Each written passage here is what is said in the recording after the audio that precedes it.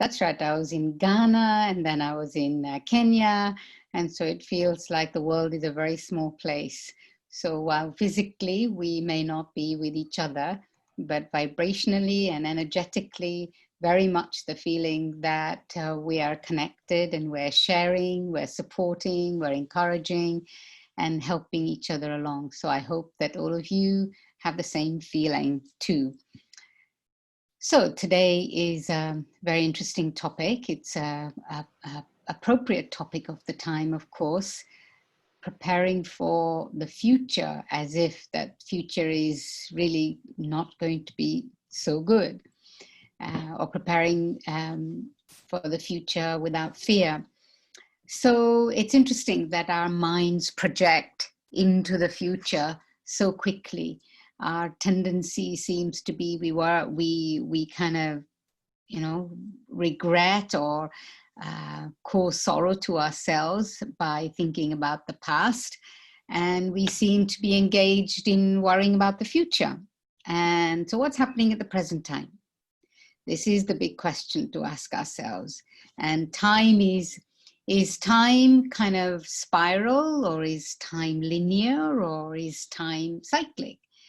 Because we also know that that which is the present was the future, and that which is the past was the present, it was also a future, and that which is the future is also going to be the present and will become the past. And so in a sense, it's all interconnected. There is no separation between the past, the present, and the future. And so thinking about it along those lines, it's very interesting, I think, to think about what it is that we need to do and we can do. So anyway, let's just come together, be present here in this space and commit ourselves to being here. And spend a few minutes in silence together, focusing our minds. On the one hand, there are the advantages of these facilities to connect and to be sustained spiritually.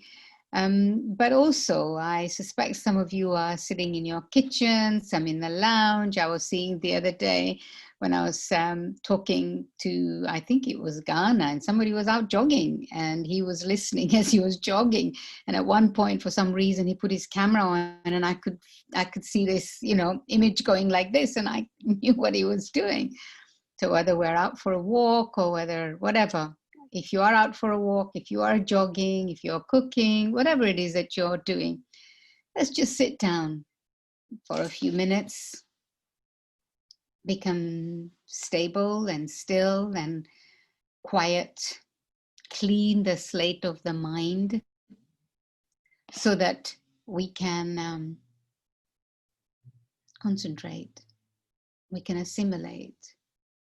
And as we listen, we can also observe ourselves too. So when I'm speaking, be assured that I am not just speaking to you, I'm also speaking to my own self. It's often an exercise in observing my own self, and I'm sharing not just what I think to be true, but aspects that I am also attempting to practice in my own life. I'm not necessarily entirely that which I'm speaking about, but it is something that I am aspiring to live as well. So just become quiet, take a deep breath, and notice the effect of your breath on your entire being.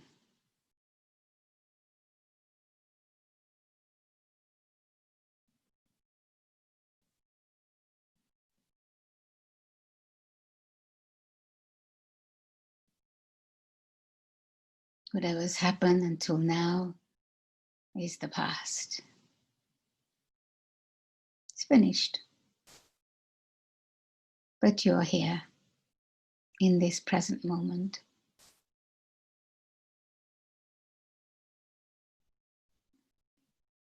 And what am I doing with this present moment? Am I subtly thinking about what I'm going to do when I finish this? Or am I anxious to move on to the next thing?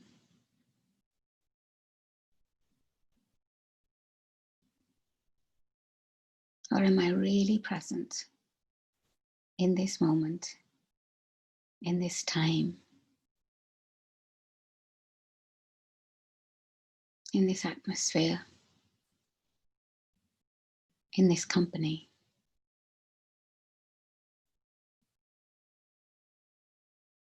And as I become present,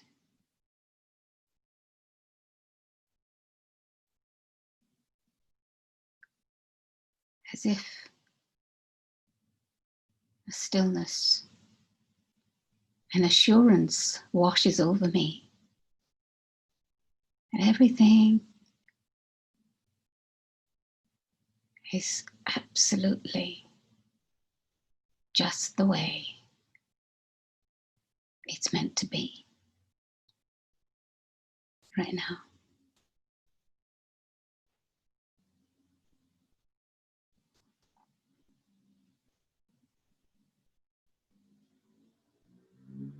And I am rested in this awareness.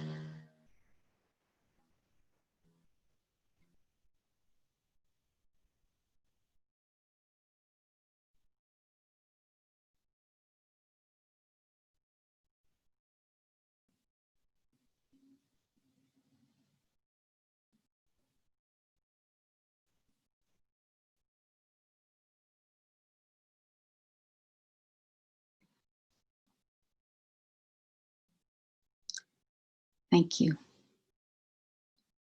Om Shanti. Some of you may not be familiar with this expression, Om Shanti. I am the essence of peace.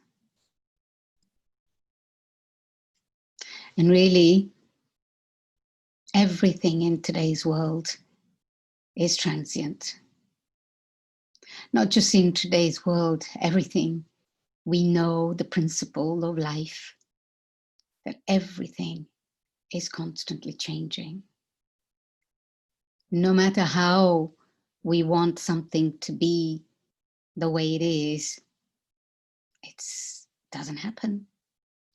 Because the law of nature is change. The law of spirituality is that everything is constantly changing.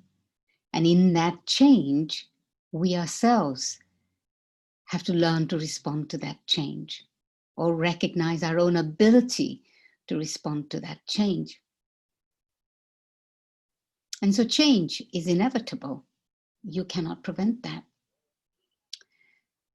And when we understand this principle of change, and also together with change, I would say, in fact, the law of entropy, that which is new one day becomes old.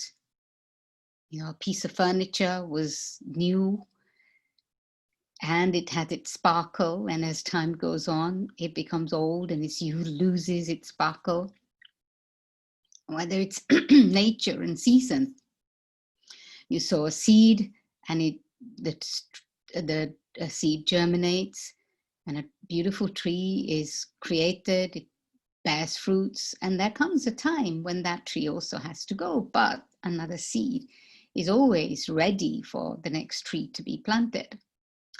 And so law of nature is this process of transformation. Everything is changing. There's only one place things don't seem to be changing. And where is that? In here.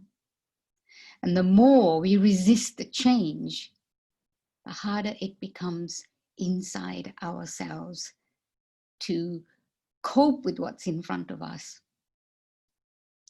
Not only that, we know that everything is changing in many different ways or at many different levels. However, what is important, I think, to be clear about is that when anything is changing, what is it that I have to do?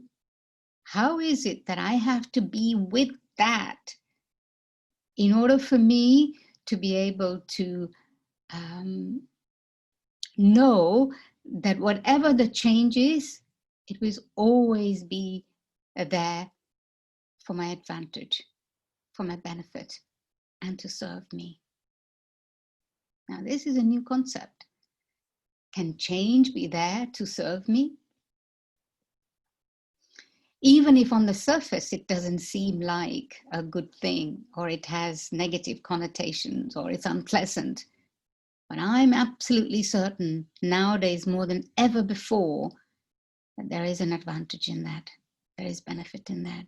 That something deeper, more significant, and more meaningful is going to emerge out of that. And so, what are the aspects that, and we're always worried about various different aspects of our life. And we also know that you can't trust that to be always the same. I suppose that one of the first things, excuse me, is our body. We're often worried about our health, about the future of our physical well-being, and I would say nowadays of our mental well-being too. So one thing is, but we also know that as time goes on, body becomes older, and so it loses not only its sparkle, but it loses the physical strength and energy and its ability to serve us. It loses that too. It's normal, and yet our own resistance to acknowledge. I live with a few slightly older people than myself, and it's an interesting thing for me to observe and whilst they are also on a spiritual journey, and I understand that, you know, if you give up something thinking that, okay, it's become weak and frail, then you lose it completely. One of the persons who lives here, she's, you know, in her late 70s, and she has a little problem with her heart, so it's a difficulty for her to walk. So if we're out together, I'll say, Helly, wait here.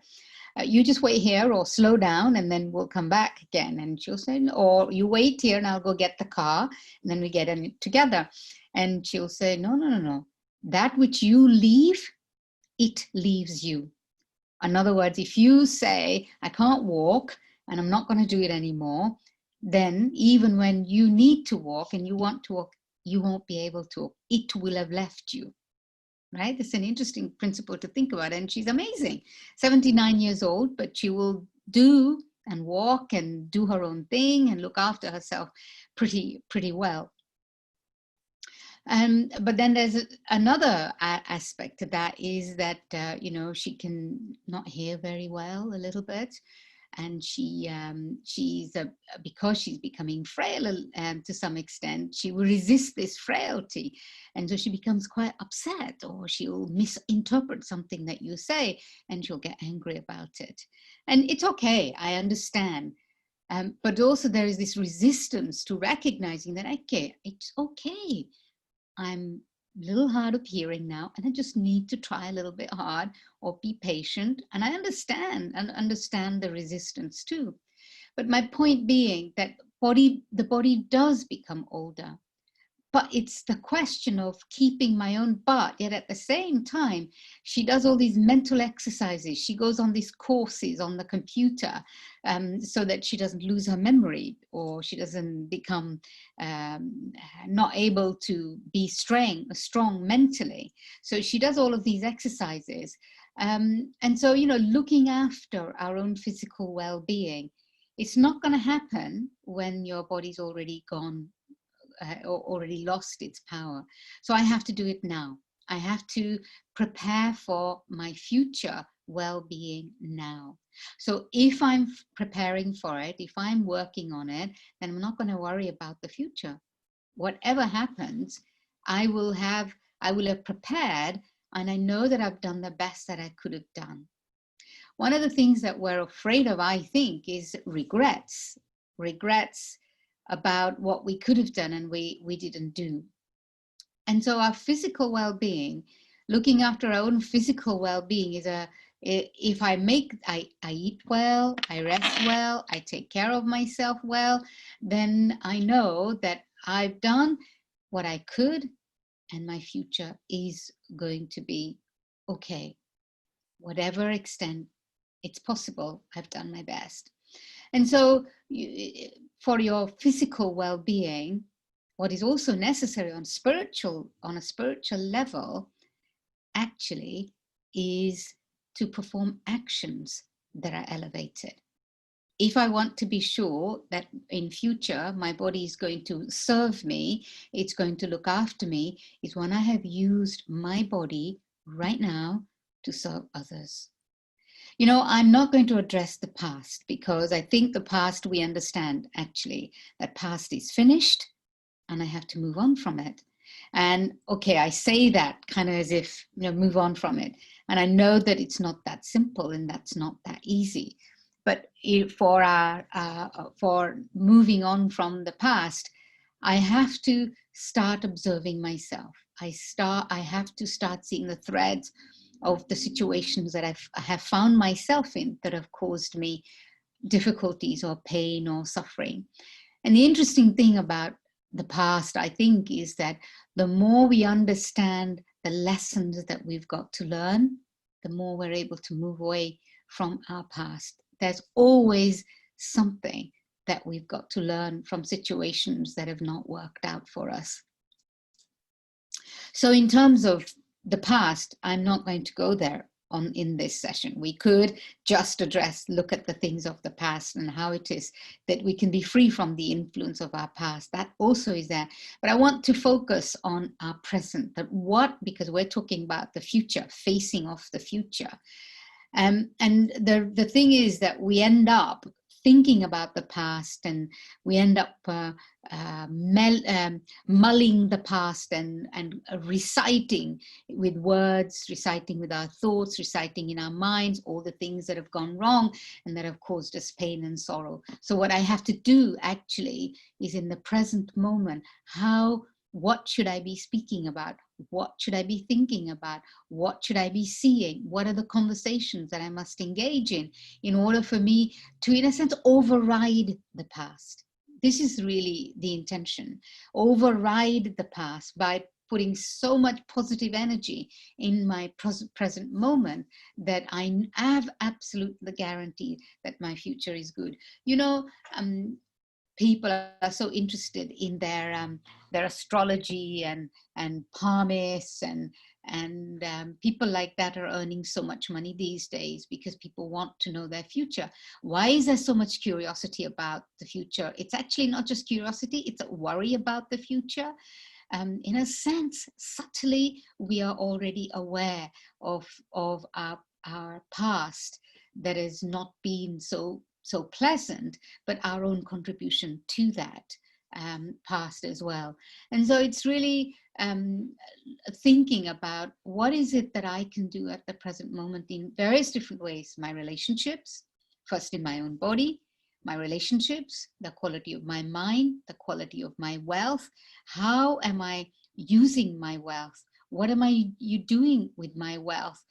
So that the wealth gives me power rather than it gives me it takes my power away. And so in terms of my own physical body, I have to engage in performing actions, physical actions, that give power to my body. Instead of worrying about the body and thinking how many hours I've worked and how much I've done, and as a result become so kind of my quality of my thinking begins to affect the strength of my body. The more I engage in performing elevated actions that allow me to come closer to my own self, to my own spiritual self, actions that help others come close to God, to the divine, to the spiritual being, to the spiritual energy, the supreme spirit. These are the actions, whether it's my eyes that I use to have an elevated vision for someone, to have a positive vision.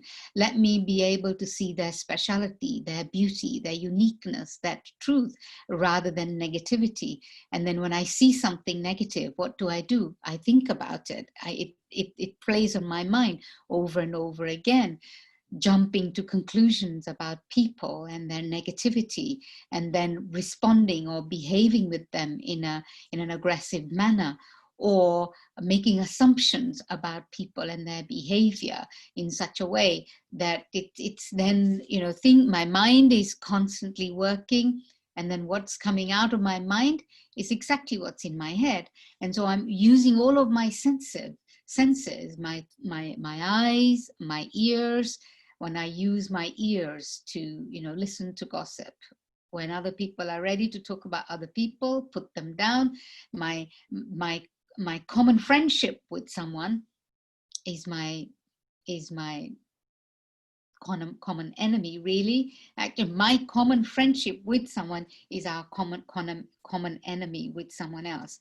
And I mean enemy by when I'm willing to pick faults at other people and so on. So I don't want to concentrate on that, but just use of my physical senses. These are the ears, these are the eyes, this is the mouth, these are the hands that I have used until now out of my own ego for criticism, for negativity, for weakness, all of these different aspects. And now I have to use these very senses to perform elevated actions that serve others. When I do that, then my body becomes stronger.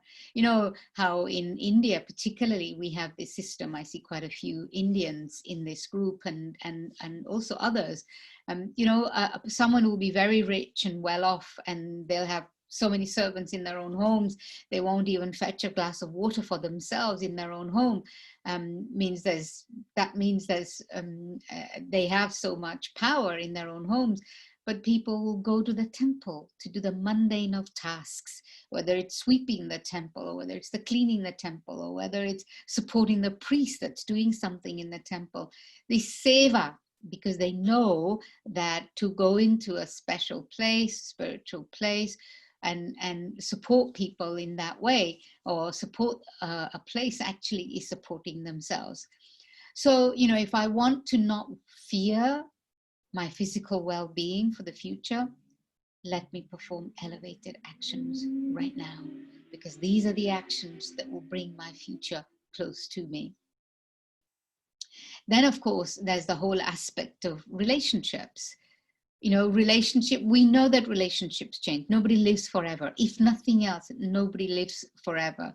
And so there's that reason why somebody might not be part of my life at some point in the future. And it's inevitable. And yet it's also the thing that we resist a lot. And the more I resist something like that, the more sorrow and pain I cause to myself. It hasn't even happened yet often, but I'm worrying about it today. And we have a saying in India that a worry is like a sickness, and it's a sickness that eats away at you, and you don't even realize that it's eating away at you.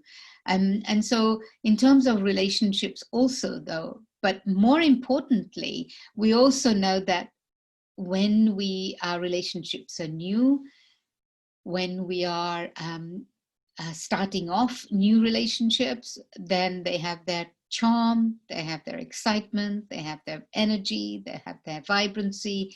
But as time goes on, things change. And that's not necessarily a bad thing, in the sense that we're learning to get to know each other, we're learning to understand each other, and in that process, there is maturity that comes, there's emotional maturity that comes within my own self, and I really learn the strength of what it means to have something, make something work. But a quality, my sense is, that is very important in aspects of relationships, is honesty. Honesty, I would say, and humility. These are the two qualities, or integrity, honesty, I'm kind of putting in the same category, and also humility. How much am I, in any relationship, how much am I recognizing the role of honesty and integrity? Because when I am honest with someone today, in all ways, in the quality of my communication, in the quality of my interaction, in the quality of how it is that we live together, then even if in the moment it has its tricky moments and situations come, then ultimately that person will realize what it actually means. Because if something happens in a relationship and they may, may not have honesty or whatever, but a time will come when they will recognize their own lack of honesty, if you like, and in the until I get, while I have to wait for them to recognize that honesty, I learn patience. I learn myself to hold. I learn myself to love and accept whatever it is that's going on. But in relationships, like any kind of relationships, whether it's an intimate relationship, whether it's a work relationship, whether it's a family relationship, it's cultivating honesty, cultivating humility, and cultivating respect. And as I do that, I also begin to have strength, and I also begin to have respect for my own self. What is important in relationships too is that, to the extent to which I have a relationship with my own self, the more I spend time in my own company, the more I begin to realize that at the end of the day, I have to have a relationship with my own self, through silence, through a relationship with God. Then I also learned to have a relationship with other people, because there is only, everything, as I said, is changing in our world. Even relationships are changing. There's only one thing that never changes and never ever changes, and that is the divine, the supreme God, whatever language it is that you choose to use. But that one being, an unconditional, spiritual, supreme spirit, spiritual energy that is always the same, always unconditional, always, always giving, never expecting anything in return. And that relationship, that unchanging relationship, actually informs me of the change inside of me, informs me of the change that's happening around me and outside of me. That unchanging force, and my connection with it, is my anchor. That unchanging force is my backbone and my support. And when that is happening, then my relationships are not relationships in which I'm always expecting something, I'm wanting something, I'm needing to be fed by relationships with other people, because my own fulfillment comes from that relationship with God, with the divine, with the supreme being. And so then, when that is my anchor, then what I share, because we all need relationships at the same time. I'm not saying that we don't need relationships with others, but that anchor actually frees me of fear in terms of my relationships with other people. Whether I lose them, they'll go away, they'll change, whatever it is that my fear might be, or I'm not good enough in relationship with other people. There's a whole spectrum that we need to learn about in this regard as well. And so relationships, the more I have integrity, the more I begin to understand the power of relationships with other people, then the more I am willing to be able to give, willing to be able to support others in whatever capacity, whether it's mother, father, husband, friend, brother, sister, cousin, whatever it might be. They're all relationships that we need, and they're all relationships that play a different role in our lives. But we also know that they come and go, their quality changes, but what doesn't change inside of me is my own value for those relationships within me too. And then I know that in my future, relationships are there to be for company, to be held, to be nurtured.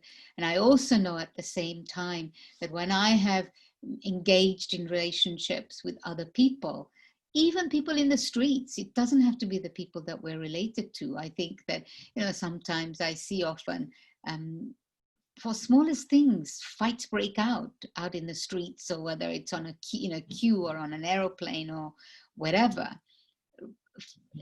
arguments break out for the smallest things. But do I have the patience to deal with all of those different elements that come my way? And those aspects means actually that when those things are in place, whenever I need someone to be with me, to be by my side, they will always be there. They may not be the people I think that should be there, but when I need support, someone will always be there when I have been able to give that kind of help and support to other people.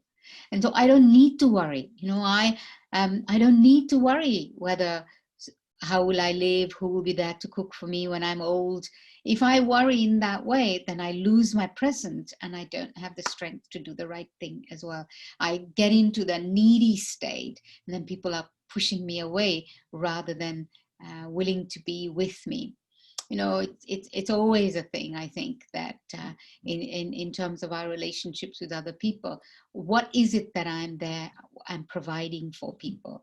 Am I someone that is dumping my own stuff on other people? Criticism, negativity, cynicism, complaining and sarcasm and all of these kinds of things, all of these negative forms of communication have made home inside of me, because life itself, I perceived life in that way.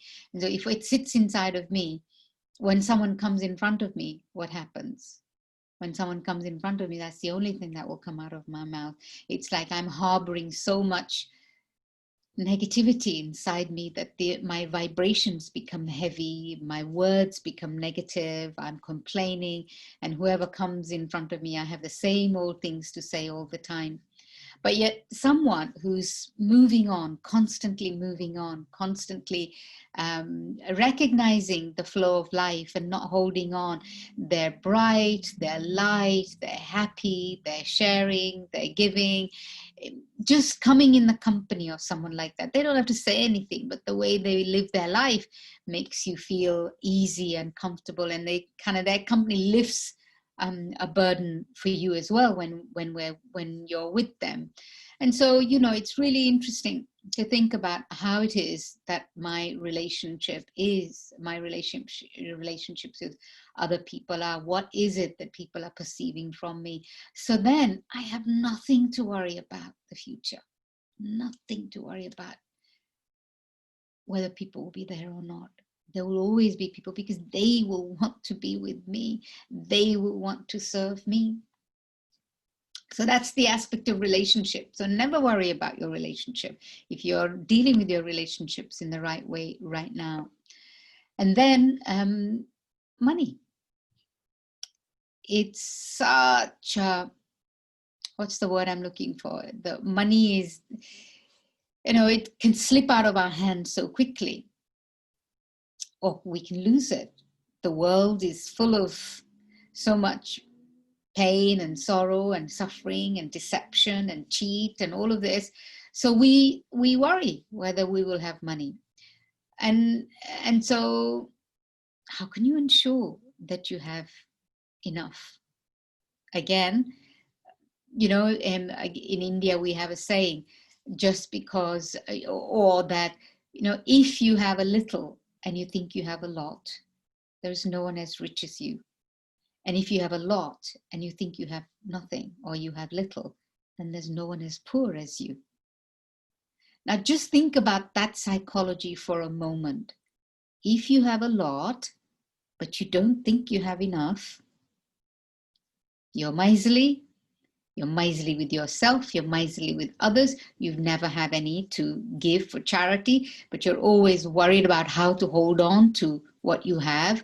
You're occupied in just making it stay, that's when, might as well not, you might as well be sick, because you have it, but you're not able to enjoy it. You're not able to share it with other people.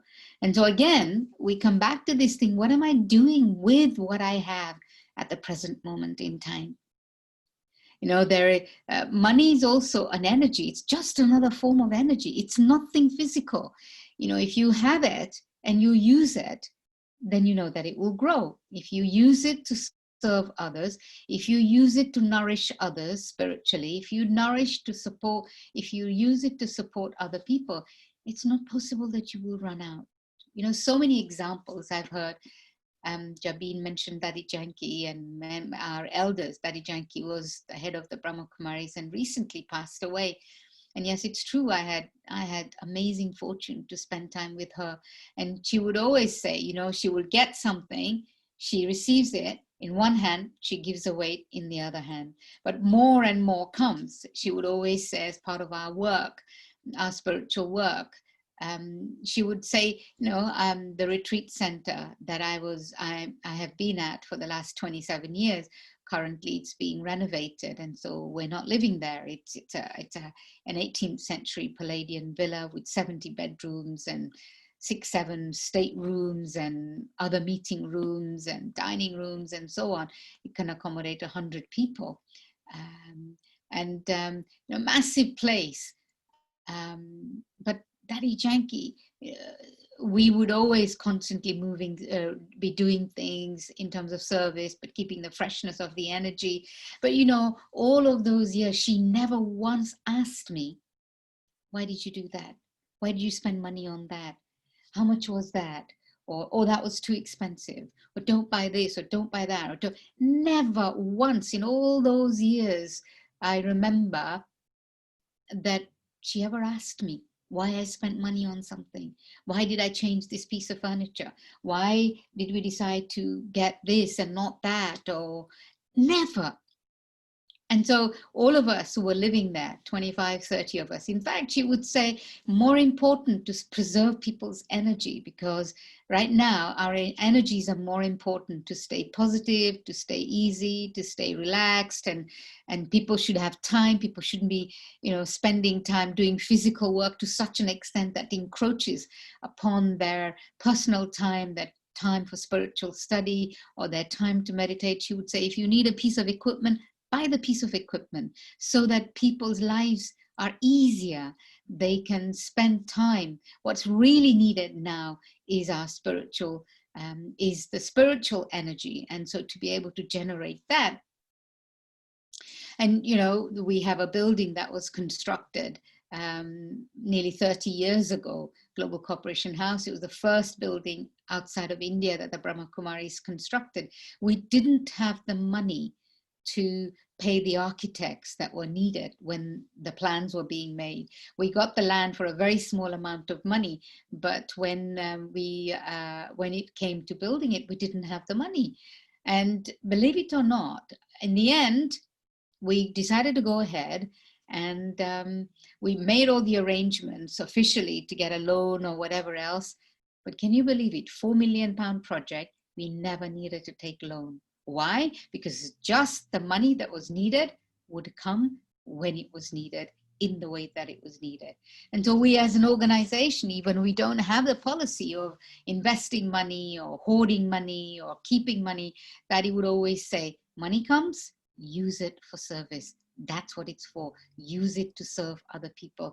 And then, the Brahma Kumaris work from very small places. London in 1974, one or two other places. Now there are centers in 120 different countries from around the world. Not because we're a rich organization, but we recognize that money is just an energy, and it needs to move. It needs to flow. It needs to do something. And then we don't have to worry about money. Even today, the house is being constructed, but we don't have the money to do what we have to do right now. But as time goes on, we know that money will come. What's more important is service, not the money. And how much can I employ that philosophy in my own personal life? Do I employ that philosophy, or do I try to hold on to? And what happens when you hold on to energy? It's just not possible, you know. It's like water; it will just flow out of your hand. And when I try to hold on to it, my greed comes up, my attachment comes up, my ego comes up. And it's, what is it that causes me pain generally in my life? It's not these things, it's not the lack of it, or more of it. It's my attachment and my possessiveness and my ego with it. And so it's this thing about, the other day, we had in our lesson, it's more important to mold yourself according to the situation. And so someone asked a question to me in our early morning meditation and class, that, so how much do you mold yourself? And this could apply to anything: situations, circumstances, relationships, whatever. How do you mold yourself? How much do you mold yourself, and how much you become aware that you don't become you're not becoming not becoming a subordinate of someone else. And it was interesting because I thought, well, if I feel I'm becoming subordinate, you don't become subordinate just to someone who's weaker than you. You can, or someone who's not weaker than you, not to someone who is abusive or negative. You can also become a subordinate to someone who is very powerful.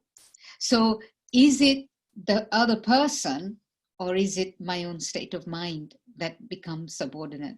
So it's me having to address how it is that I'm perceiving someone or something that's happening outside of me, instead of looking at that which is happening and thinking that that is what needs to change. Actually, my relationship with it needs to change rather than the situation itself.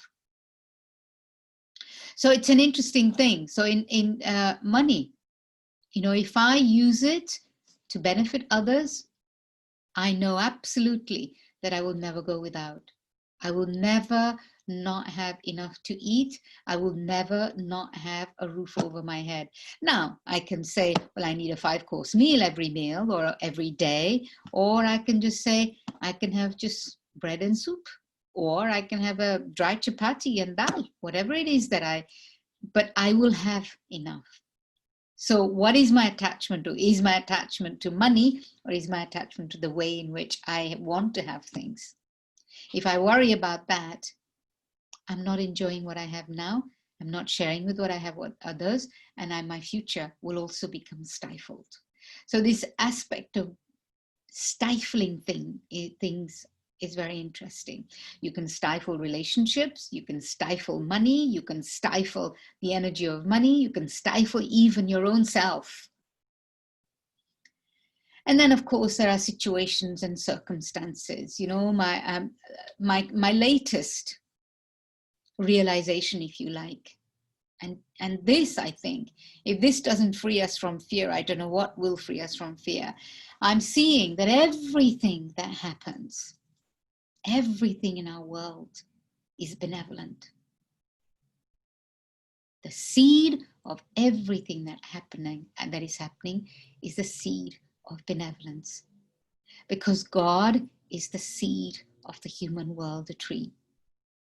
If God is the seed of the human world tree, then everything that's happening, and God doesn't sit there blaming anything, accusing anything, condemning anything. What is God's role in our lives today, in our world today? To just provide the space, provide the energy, provide the truth, provide the purity, provide the love. And as such, when you think about it, actually, everything is benevolent. Nature and elements are benevolent. Situations, and even the negative situations, are benevolent situations. And the reason why they're benevolent is because, if nothing else, they're making me strong. If nothing else, they're teaching me a lesson. They're teaching me something. But am I prepared to see those lessons? Am I prepared to grow from these situations and circumstances? Or am I so locked inside of them that those situations just become a trap for me? But I think, look at Earth. You think about the five physical elements. Five physical elements are, earth, water, fire, air, and ether. All of these elements are there to serve us. Okay, so if it rains too much, if there's earthquake, all of these things cause damage. But why has it got to that point? It's got to that point because of the imbalance that we as human beings have created. However, it's because that it's got to that point that it's got to change again and go back to its original state. Everything has to go back to the beginning. We have to go back to the beginning. And my sense that this is where we're heading now. Look at this lockdown. Look at this coronavirus. Every single country in the world is on the same page. Yes, you can see economy is going to be affected and all of this. Right now, our own minds, we are beginning to do things. We're learning to recognize energy. We're learning to do things that we've never done before. We are learning to recognize the power of quieting down. Would Jabin have ever asked me to come and do this if you weren't experiencing lockdown, if we were not realizing that we need to harvest these opportunities that we have to connect with each other from around the world, whoever they are. I don't think Jabin and I have ever met physically before, but somewhere she's heard about me and she's got in touch with me. Many of you have never heard about me, but here we are. We are sharing purely because of COVID-19, I think, nothing else.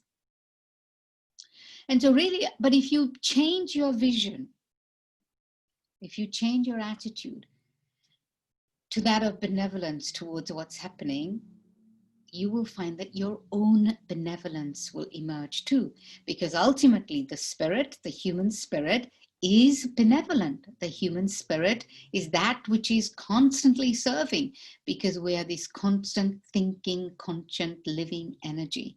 And as such, this energy we're constantly emanating, we're constantly sharing, we're constantly giving.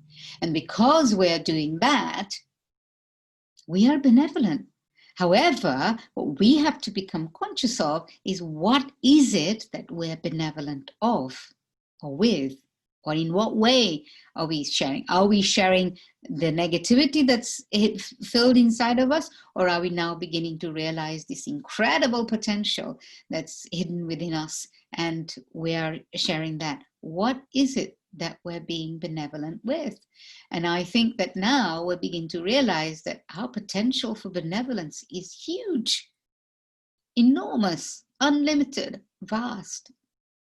And so really, it's using the opportunities, using what we have in the way that so that we are able to harvest all opportunities that come our way. And there's nothing but benefit, nothing but benevolence within all of that. So I'll stop here and I don't know whether Jabin wants to invite questions now or we want to have a little meditation first. Thank you, sister. I think what would be really nice right now is to have a few minutes of meditation and let's ponder upon the wisdom that you've shared with us today, and then we will address the questions. Thank you. All right. So just sit comfortably and relaxed, alert. Let's take a few deeper breaths, keeping in mind some of the things that we've shared. If you're used to closing your eyes, that's fine. If you want to keep your eyes open, and just rest your eyes on the screen and the center of the forehead, that's also fine. I will go from one to the other.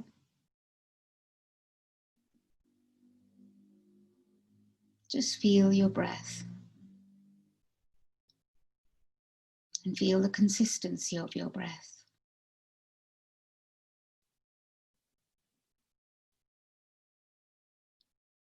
Feel the energy of your breath. Feel your breath giving life to the body.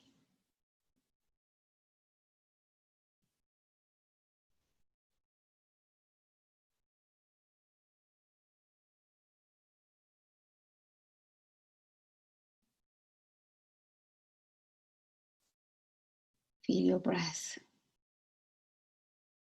as this breath, pran.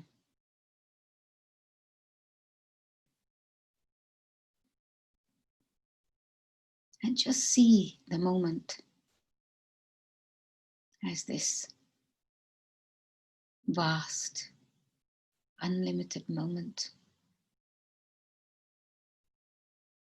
of perfection. Don't think about the past. Don't think about others. Don't think about any situation or circumstances, but just this moment. How right, how precise, how accurate.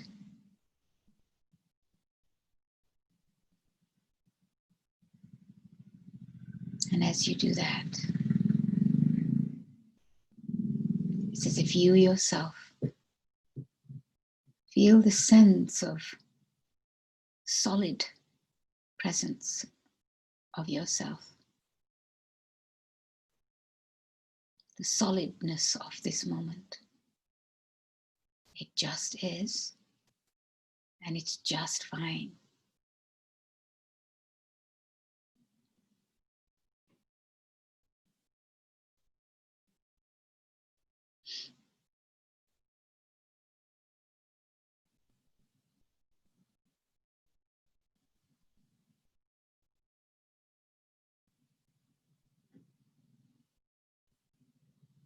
And it is here that I recognize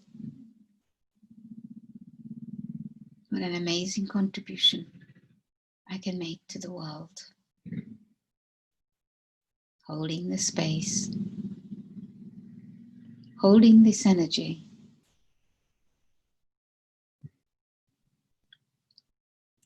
and I become aware of peace, the energy of peace, or silence, of depth.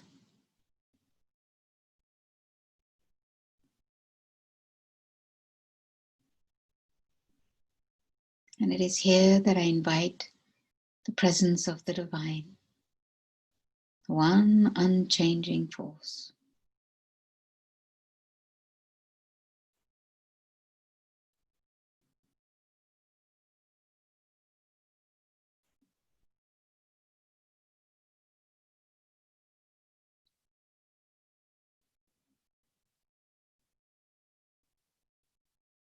I feel God's presence of love, presence of peace, always available to me, anytime, any place.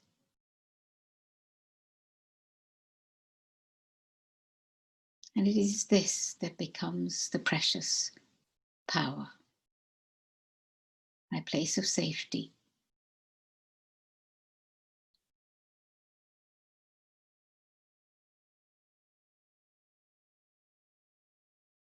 Notice your breath again. Notice your breath. Hold you and the energy of yourself. Become completely still and stable.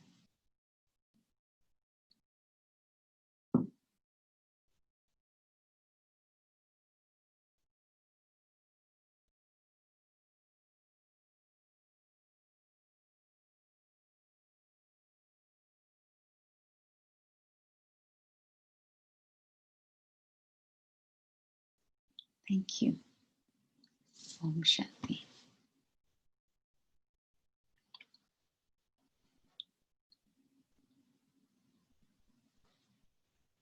Unmute yourself. Sorry. Yes. Thank you, sister. That was indeed very, very nice. It was beautiful. We have a few questions. Actually, it is concerning what you said earlier, relationships. The question is, should we cut or move away from toxic people who harm us physically, or stay with them and create good thoughts for them, hoping they will change? Well, this is a million-dollar question always. I think that when people are toxic, you do need to create a distance and space, especially when you've got into a relationship that's such a close one, and where there's physical proximity is also very difficult. My own sense is that it's good to create distance for a while, not to walk away from it, but for a while. And in creating that distance, I think you can develop the ability to have good thoughts, positive thoughts, or loving thoughts, and then you can mend the relationship. But sometimes you're so wrapped up in it. When you're in something, you can't see what's really going on, or it's you or them or whatever. And so my own feeling is that a little bit of separation for a while is a good thing. Okay. The next question is, I feel anxious when I think about my work, financial situation. How do I change the feeling at that time? You can't change it in the moment. You have to work on it. You have to employ some of the policies, if you like, some of these methods that I've spoken of. You have to start putting little things in place, so that when suddenly an onslaught of thought comes, then you're able to take charge of it. But if you don't put some of these principles in place, worrying about money, for instance, start to think positively, start to employ the method of thinking positively, start to use your money in a good way at the same time, as well as thinking about positively, so that you will start to see that your own relationship with money changes. It's often about our relationship with it, and our relationship of fear of losing it. And so I think you have to start to put things in place. That doesn't mean that it's going to go away just like that. It'll take time, but you have to start to put things in place. Say, okay, this is how much I have, and this is how much I'm going to use to support others, or I'm going to do spiritual service with this, or I'm going to engage myself in positive thinking about it. You have to start putting energy into it. And when you do that, then you begin to see the difference. The next question is, there is an aspect or element of fear also because we take sorrow. Is it true? If yes, could you explain? Yes, the element of fear is because we take sorrow, and we have the habit of taking sorrow. And we have lots of references of the things of the past. It is true. It's because we're afraid of sorrow, but we're also addicted to sorrow. Observe that one. We're also addicted to sorrow. Because the habit of feeling sorry for ourselves, the habit of justifying the pain and the sorrow and the suffering. And so actually we have to start to learn to take joy as our quality, and things that have given us sorrow from the past, to change our relationship with that. So whatever it is, put it aside, see its context. Nobody gives me sorrow. And as you say, the word is quite rightly, you take sorrow. Nobody gives me sorrow. In a sense that even if someone's doing something negative, I choose to see it in that way, and I feel affected by it. But if somebody's doing something wrong, when we were little, actually, we used to be told by our parents and our elders that if somebody gives you something and you don't take it, what happens to it? It stays with them. And it's the same thing. If somebody gives you sorrow, but you don't take it on board. But the thing is, all of these different aspects requires for us to do deeper inner spiritual work. And in doing so, building our own self-respect, building our self-worth, building or recognizing the value of our own selves, our spiritual value. And on that basis, which is just a completely internal thing, it's got nothing to do with anything outside.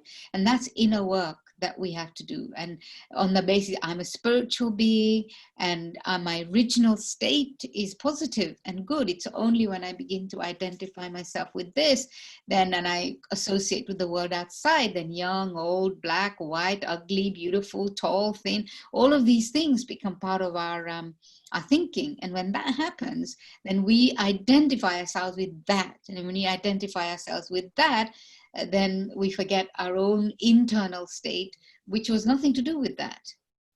That came on afterwards.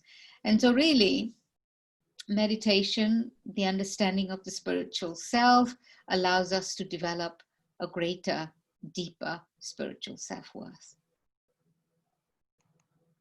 Thank you, sister. We have about 2 or 3 questions more, if that is okay with you. Yeah, okay. 5 minutes more is okay. Yeah. How do you manage the fear of not being of good use to others? There is a sense of wanting to help, but not sure of what we should do or how we should do it. Well, in all religious traditions, there is the seva bhav. In Hindi we say seva bhav, the spirit of serving. There are so many different ways. If you have a religious affiliation of some sort, they talk about service. There is, in today's world, because of Corona and because of lockdown, people have become so supportive of each other. In our village here, there is a place where people can go to say that they want, not anymore because now it's much more open, but in the beginning they could go to someone and say, I need shopping done, and can you get this and this for me? And people did that for each other. I think you can reach out to so many places. Funnily enough, when I first started my own spiritual journey, it started from that place. I felt that the world was such a place that needed help, and I wanted to help. So I actually wrote off to the charities in England here. And, I don't remember the different charities now, but I want to go, but I do remember saying I want to go to the parts of the world and places where people need help. But they all wrote back to me, okay, we'll get back to you. And they say, in the meantime, you fill in this donation form. So I was doing that. But it's only when I had a deeply spiritual experience that I realized actually the most powerful service is spiritual service. And, Jesus said you can feed someone once or twice or 3 times or 10 times. But ultimately, if you teach that person to earn a living for themselves, then you've taught them to eat for the rest of their lives. And so spiritual service I see like that, whether it's using my mind, my body, my wealth, my time, my energy, all of that in a spiritual way means that I'm actually supporting people at the core of their being, and I'm supporting people to take charge and responsibility of their lives. And so that's how I embarked on a spiritual journey. I had an amazing experience, and I thought that's what people need, and that's what I have to share with people. So now that's what I'm engaged in. Okay, the next question is, how can I help my teenager that is very negative? You can only help your teenager that is negative by being positive yourself. And not by telling him to be positive. That won't happen. That won't work. You have to be positive. Demonstrate being positive to him. Demonstrate by being, not by saying, oh, look how I'm being positive and you're not. Not like that. Be positive. Acknowledge his achievements. Instead of pointing out his negativity, honor him, respect him, love him, and he will see the positivity very quickly. Okay, one last question. How do I keep harmony in relationships? Well, it's, relationship nowadays, when we are all in need, we always want. Always want. And in subtle ways, we are always wanting the other person to be the way we want them to be. So if I want to maintain harmony, then harmony is giving and taking. Daddy Janki used to say, harmony. Don't try and prove yourself, accept defeat. always be the one to say, okay, this is how you have it. This is how it is. And so it's really through humility, to bowing down, but not out of your own emptiness and neediness, but by connecting with God, taking power from God, and responding in a relationship from a place of power, not from a place of neediness. Sorry, sister, we have one more question, if you don't The last mind. one, then I have to go. Okay.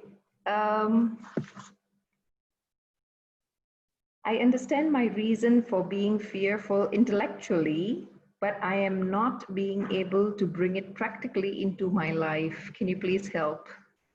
Well, that's what we've been talking about all for the last hour. Try to put things in place that are beyond logic. Just respond to the need, respond to supporting people, helping people, and doing all of these things that we've been talking about. It's not just a heady exercise. It's physically do things with your hands and with your words and with your vibration. Okay. Yeah, thank you very much, sister. It's Okay. been a wonderful evening to have you. And we do hope maybe once everything is over, we can have you in Jakarta sharing with us. I'm sure it will happen. Never been to Jakarta before. Yeah, I would love to have you here with us. I'm sure it Thank will you. happen. Thank you so much. Okay. Thank you very much. Yeah, thank you everyone for joining us today. Our Okay. next session will be on coming Saturday at 4 p.m. with Dr. Girish Patel. And he will be talking about dimensions of healthy living. So do hope to see all of you, and drop me a message if you would like to get updated on our future talks. Thank you. Until then, stay safe and stay healthy. Om Shanti. Thank you once again, Sister Manda. Om Thank you. Shanti. Bye. Bye. Bye.